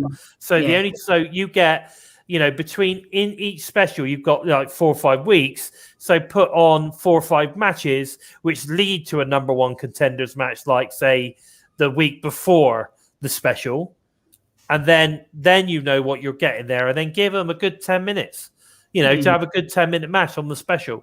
That's sort of kind of the way I see it should be going. Yeah, I mean, like I said I'd give them till hard to kill, you know, to sort of see where, because obviously it's going to take them a little while, but so far I think they've got a lot of work to do. They have. I still think they've got a way to go, but I don't see, like, I don't see them, because they're not showing entrances. I don't see that as a lack of effort. I see that as them trying something different, trying to present it in a slightly different way. That's what I see. So I actually think they're putting in quite a lot of effort. Like I say, maybe the matches aren't long enough. You know, I mean, most of the matches, you know, are just about longer than Trent's marriage for a start. So, you know, it's a case of, you know, making sure that maybe they do get a little bit more.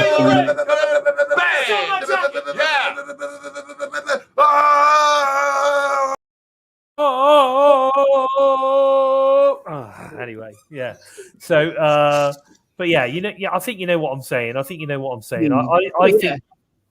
it's just, you know, give it time. Just give it a bit more time. It's brand new. They're trying to do something different with it to try and create some interest. You know, let's give them the benefit of the doubt, like you say, at least until Hard to Kill, and see where that's going. And we'll just have to, I like it. We are Gary Pacted. I like it. We are Gary Pacted. You're right. Anyway, so moving on quickly, because I am conscious of time, guys. I mean, an hour and a half. We're almost going an hour and a half now, so we're doing quite well. Anyway, so moving on from that, let's talk about the BTI match for tomorrow night. So we've got advertised, and we've seen a slight build. We've had a couple of promos from, or we've definitely had a promo from the Queen, Tasha Steelz putting over Savannah for this match. Then, of course, Rachel versus Rachel Ellering. Basically, this is a good, hard-hitting match, this.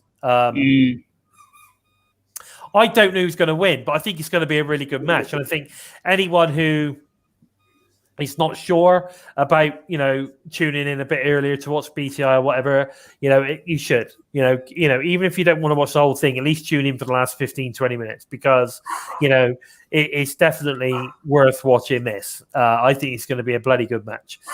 Anything Rachel touches, to be honest, generally is a bloody good match. So I'm looking forward to this one big time. Now, what I do want to say, though, is I want to talk about, we've not done this before when we've talked about BTI. We only really talked about the match. But I want to get your guys' thoughts on the current format of BTI at the moment. Now, I'm going to say this. When it first started, I thought it was great. I'm getting a bit bored of it now, and I think they need to mix it up a little bit. Yeah. I'm not a fan of the Iceman Intel stuff now. I think whatever he gives us generally is a load of crap. And just, there's nothing really... There's nothing really... Iceman's Intel is basically like Swinger's crystal ball. It's just, I don't know. It's not very good. It's not very good, mate. I'm not going to lie. I'm not down with it in the moment. So I wrote a piece on this months ago saying that BTI needed a bit of a shift because, basically, it's about 40 minutes long when you take the adverts out, and we only see the presenters for about 10 minutes. The rest of it is just a highlight reel. You only need to really watch the last sort of 15 minutes of the show for the Iceman Intel and the match. The rest of it is basically just highlights. So it's just basically, it's like what we're doing now, isn't it? If you think about it, it's like we just done. We talk about what happened last week on Impact. If you don't really need to watch Impact because they're basically showing you the entirety of Impact. So they've got a 40-minute show and they're not really utilizing it. And I've said I almost feel that it needs to actually have two matches. I almost feel you need to open the show with a match, then you can have your brief recap, or maybe build to do some build for like the specials or whatever, and then just go into a match at the end. We've said about the flashbacks being a pain. These are just as much a pain. Yeah, I don't know. I just think we're missing an opportunity that we could start the show off hot with a an X Division match or something, or some high flying match or whatever. The only time they've done it different was that 60-minute Iron Man match, was it? And that was fantastic. Yeah, which led into exactly. Yeah, which led into it, which was amazing. So I don't know. I think they need to look at the format, maybe just mix it up a little bit. I just don't think it's enough. I just don't think. And again, like Bonkers is saying, actually, Bonkers, we haven't seen you for a while, brother. Nice to see you. But there he is. We need to sort of build. We need to build for a bit more for the actual show rather than necessarily talking about what's happened previously. I think you're right. I think you're right on that. And I do agree with you what you said about the Iceman's Intel, because I would rather often it sort of says, "Oh, tune in tonight because something might happen." It's like, well, I'm already watching, so I'm obviously going to tune in. I'd rather something might happen next week. So I'm going to watch next week then. There's no point for hints of it over the coming night. There's no point you telling me something that's going to happen in an hour's time because I'm already sitting here watching. No, exactly. I don't know. I'm not saying I don't like the Iceman. I'm just saying his intel is pretty weak. That's why I said it's like Swinger's crystal ball. And again, everything about the show is they've got all the elements there. It just needs a bit of tweaking. Like for example, Josh, John, and Gia are fantastic together. I just want to see more of them. Yeah. Yeah, no, maybe you're right, and I want to get them behind a table or something as well. I don't know how I'm keen on the whole standing there thing. However, I have to say, Gia Miller and Josh have been doing a great job, but they completely changed the dynamic. It's not it's not this sort of kind of like, Gia and Josh having a bit of banter between themselves and whatever. And it's not the same anymore. The dynamic is just like completely changed. So it was all Josh. Josh was the awkward one that was just sort of like on his own planet. That was the way it was nobody liked him. It was the other two didn't like Josh very much. Kind of, but there you go. I mean, that's something they do quite a lot. I think John Josh went there last week, was he? I don't know. No. Well, John's not around for a little while. He's not around for a little while because he's Nashville based. His main jobs are all Nashville based, so he can't really leave the area because obviously he then can't do his other jobs. So that's the problem with that. So, but when they sort of kind of head back that way or they're close by, I would imagine that he'll suddenly turn up again, which would be good because we're all big John fans here. We love a big Johnny B Nashville. We love him. So, and we know he's a big fan of the show. So if you're out there, John, you're a legend and we love you. Can't wait for you to come back to BTI. That's for sure. So there's a lot of chemistry there. That's interesting as well. Should we have an hour of Gia Miller and the Inspiration together? Great chemistry between them three. You're right. And we commented on that last week, I think, if I remember rightly. And I certainly mentioned it on the review show as well, that, I think the chemistry between the Inspiration and Gia is fantastic. So, it could be interesting to see them do something. And if you haven't checked out, the Inspirations podcast, it's called, what's it called? Some at Your Chops or something. You need to go and check that out because they are quite funny. Is it Up Your Chops or Smash Your Chops or something? I can't remember now, but if anybody in the chat can remember the name of the Inspirations podcast, let us know. Get it in the chat so everyone can see and maybe head over there because it is worth watching it. They're quite funny together. They are funny together. Well worth a watch. Okay, so let's move on to advertised matches for Impact Wrestling. Yeah, it's Off Our Chops podcast. Off Your Chops, that's it. Off Your Chops or whatever. Yeah, that's it. Well worth watching. And apparently everyone that listens to the show are called the Pork Chops. So there you go. Anyway, so I'm a pork chop, I have to say. Anyway, so tomorrow night, advertised for Impact Wrestling, we've got the Undead Bridesmaids versus Decay. Obviously, this was set up last week on Impact with regards to the sort of kind of like ghost hunting thing going on or whatever it was. I thought this was quite a cool segment when the Inspiration came across come across the Undead Bridesmaids. I love the bit where Kimber says, "Are you looking for mother?" I loved all that sort of stuff. I thought that was quite cool. But then, of course, we get the match set up because they're trying to eliminate Decay before they get to, before Decay get to them. So that's interesting. What do you think? Your thoughts on this? I mean, obviously, I'm pretty sure this is set up for a Decay win. But other than that, what are your thoughts on this, guys? Let's go with Joe. It's going to bring Kimberly and Brandy Lauren into the tag team title picture now. I think. When James Mitchell warned Diana Perrazzo about making deals with the devil and she tried to get rid of Su Yung, look what happened to Kimberly. And now they're going to Su Young's entourage to try and get rid of Decay. It's all be careful what you wish for. And so I can see them probably being next to challenge the Inspiration should Decay inevitably lose that turning point. That's interesting. Yeah, that's interesting. I'm down with that. But could you see any of the Inspiration, for instance, getting involved with Mickie James at all in the, in the Knockouts title? What about that? What are your thoughts on that? Pathetic.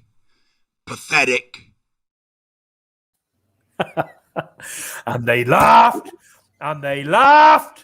Yeah. Anyway, some of those sort of lines. But you never know. They could. I mean, it's going on what Joe said. I'd never thought of that, but especially with continuous talks of father as well come turning point. Of course, yeah. I mean, we still got to find out who father is. So you never know. You just never know. The undead bridesmaids definitely need to be built up a bit more again. So yeah, this match is going to be very interesting. So we just crashed into the table. I think so. Mate. I think you're right, Steve. I really do. I'm looking forward to this one. I think it's going to be a Decay win, or it could be it could be an Undead Bridesmaids win because Su Yung suddenly appears and helps them win. Or it's one of those where if the Undead Bridesmaids win, do the inspiration then owe something to them? It's one of those kind of, does the story then go deeper? Yeah. Because we need to get into the undead realm, don't we? We haven't seen the undead realm for a while, so maybe we need to get into the undead realm. I don't know.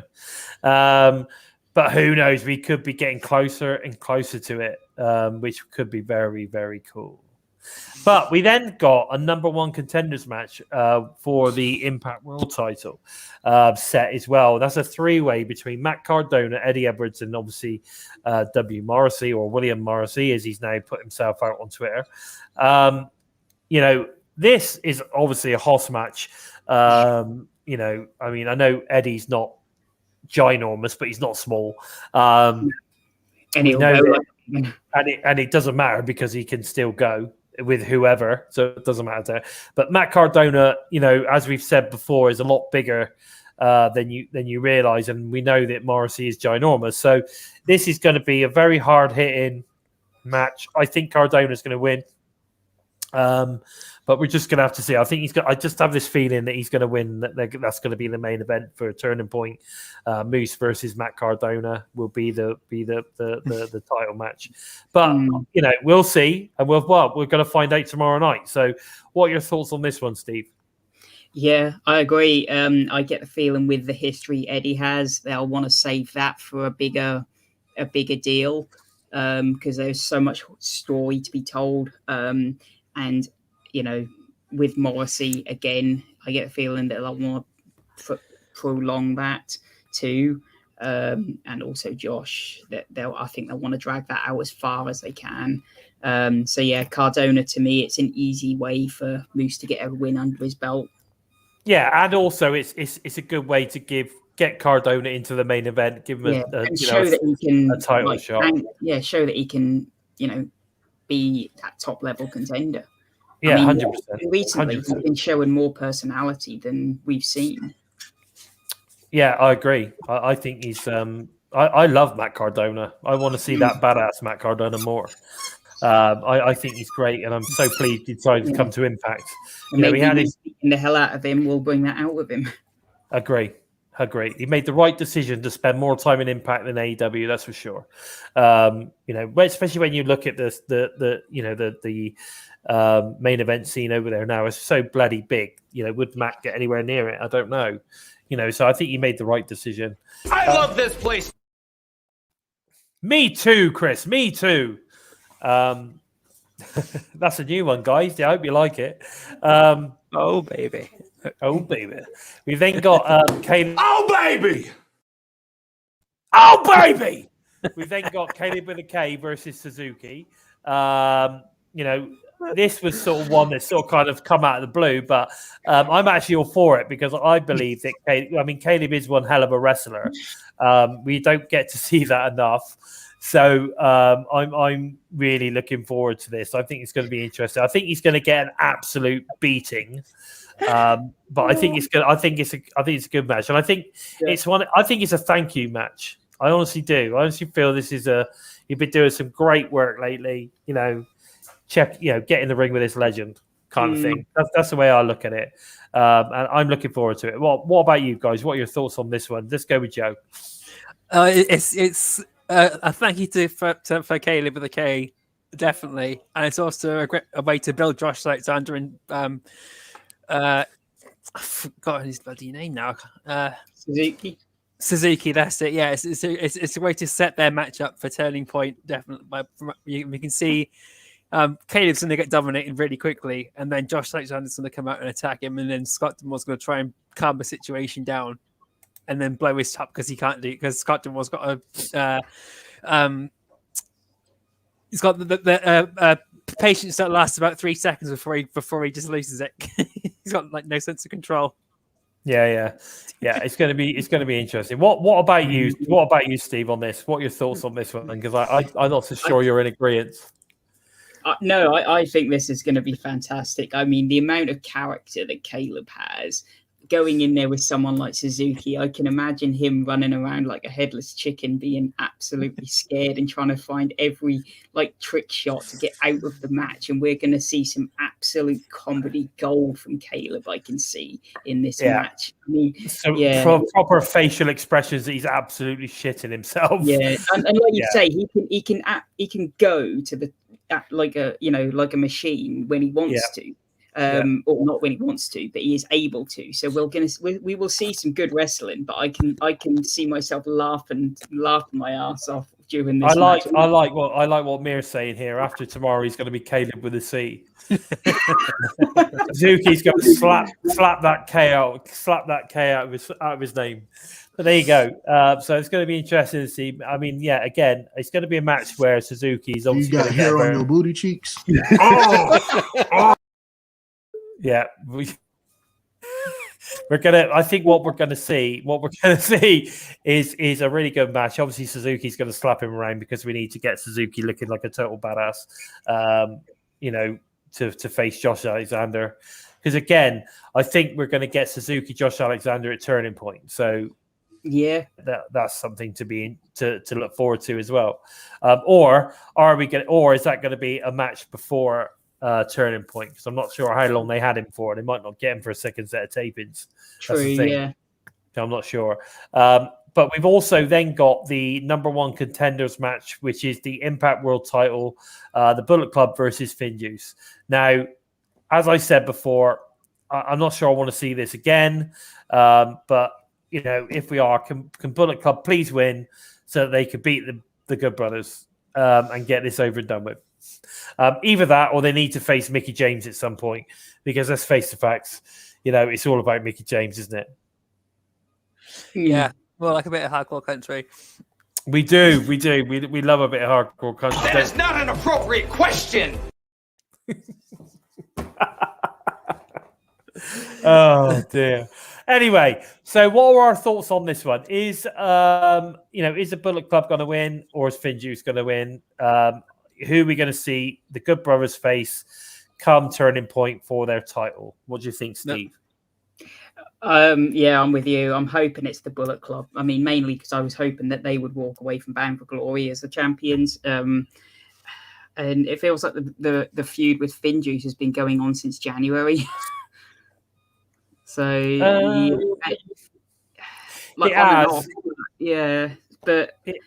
mean, the Bullet Club since June in Impact were kind of being built up so well that they need something now, be it the tag titles, the X division, they need something to sort of say, look, we are what we say we are.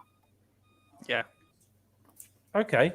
Yeah. All right. And what about you, Joe? What are your thoughts on this one? I'm thinking the Bullet Club are going to win this match and hopefully go on to defeat the Good Brothers, and then we can see Finjuice and the Bullet Club go back and forth a bit afterwards, but keep the Good Brothers out of the mix for a while. But the Bullet Club needs some big payoff now, because Chris Bay has absolutely blown all expectations out of the park in the Bullet Club. So he's long overdue another belt to really, and it's going to send shockwaves through Japan if the Bullet Club win more than it's going to do if Finjuice win it again.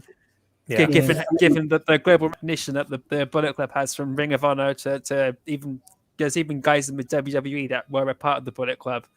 That's interest. Oh, have we still got you? Bison's frozen. Oh God, mid sentence now. No.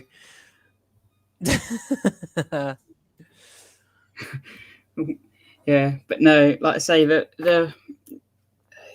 I feel like the whole thing was we're just sort of going sort of consistently around in circles, and we need like some movement on the tag titles now.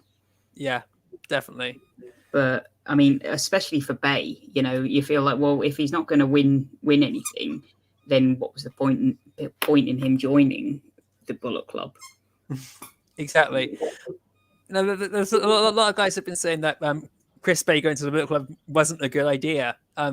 He's proven that wrong to be almost straight off the bat. That this is not it wasn't, and people were questioning how could it work. It's cemented the relationship between New Japan and Impact Wrestling a lot more. And you know, even had Josh Alexander go and do work for New Japan Pro Wrestling while in the States.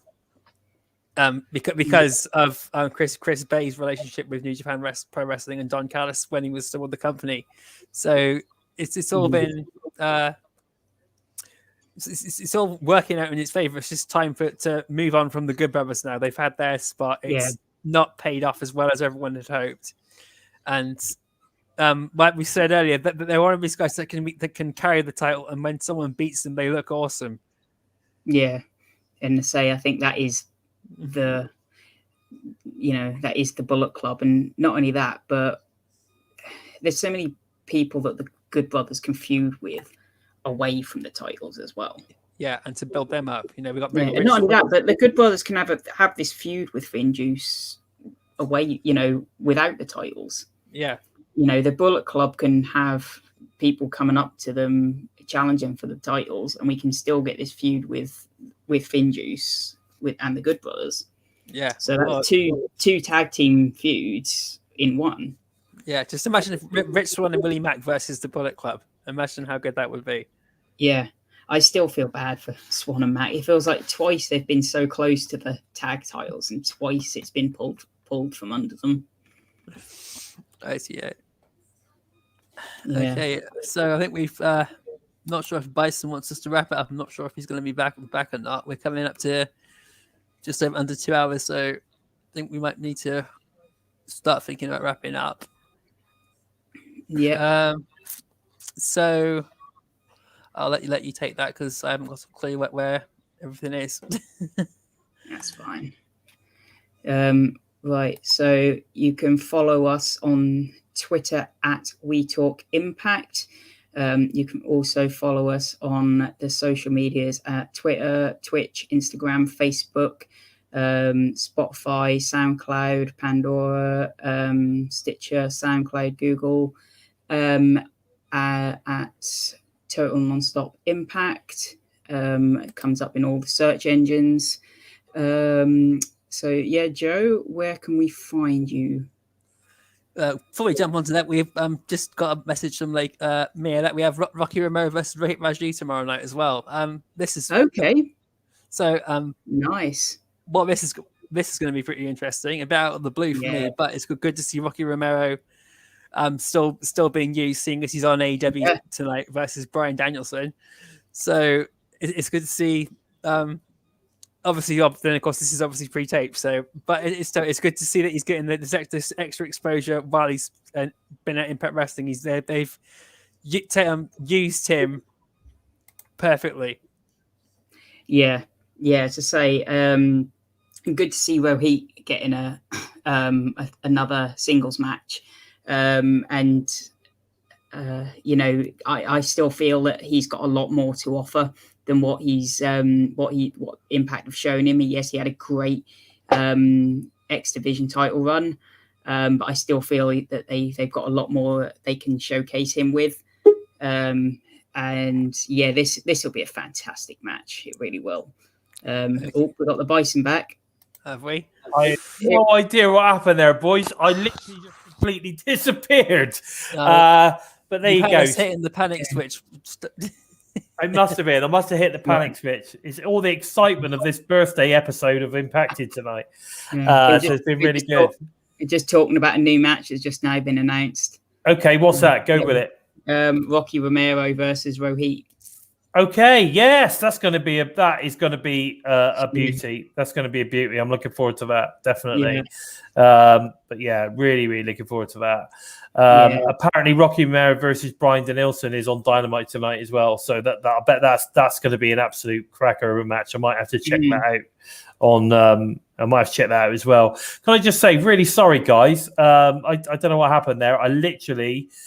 Just disappeared. I think Sammy had something to do with that, possibly. I'm not sure, but yeah, I got booted. He's not even in the room. Oh, sorry, mate. Sorry, but I think he must have. I think he pulled out my network cable, possibly had a chew on it. I think that's what was going on. So I don't know what happened there, but anyway. So yeah, looking forward to that. But very conscious of the time. We're nearly at 2 hours, boys, and I know that. It's a special episode. It's all about the Joker tonight. But I think it's time that we wrapped it up. And I'm just wondering whether, if I just mention it one more time, whether just to finish the show off, I might get it. Are you looking forward to the Mickie James match tonight? At Turning Point, Joe. Are you looking forward to that? Oh, definitely. Yeah,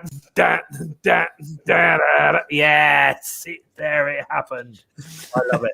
Anyway, it's been a good evening, guys. It's been a good evening. I've been really enjoyed celebrating Joe's birthday with a great episode of Impacted. So please don't forget to head over to the TNI Patreon for exclusive extra content when you sign up, and also make sure you watch tomorrow night's TNI flagship Impact live review directly after the show is aired on Twitch and YouTube. Also, all TNI shows are available for all you listen on the go fans. Obviously, it's audio only via SoundCloud, Spotify, iTunes, wherever you listen to your favorite shows. Let's get the plugs in. Where can we find you, Joe? Where can we find the birthday boy? You can find me at Joe-ker Empty Space on Twitter. You can jump onto WrestleBuddy and keep a lookout for an upcoming article there soon where I'm looking back at Impact Wrestling's Big Four. And if you want to also find me on Facebook, look for hashtag Empty Space, hashtag The Void, or test your sanity and look for hashtag A Daily Giggle, and enter with an open mind, and you just might keep your sanity. There you go. What about you, Steve? Where can we find you, bud? You can find me over at SimplySteve311 over on Twitter, or you can find me at WrestleBuddy. Where I post a new Impact Wrestling article every Thursday. So yeah, keep a check out for that. Fantastic. Have you got one going out tomorrow? Have you? Yeah, will be. Yeah. What is it then? Come on, let us know. Come on, don't keep us in suspense. Sell it, boy. Sell it. This one's kind of regarding Impact, but it's regarding the wrestling business as a whole. Being done. In short, do wrestlers these days still draw numbers? Okay, interesting. All right, I'll look forward to reading that one tomorrow. So that one's out tomorrow morning, right? Tomorrow at some point. I don't know. Okay, tomorrow at some point. When Steve rolls out of bed. Well, I don't post them. I send it over to WrestleBuddy, and then they post it whenever they post it. Fair enough. Well, let's make sure that we check that one out. Don't forget to check out Hakeem as well, who posts some great articles. I like mentioning that because that's going to be good. I love it.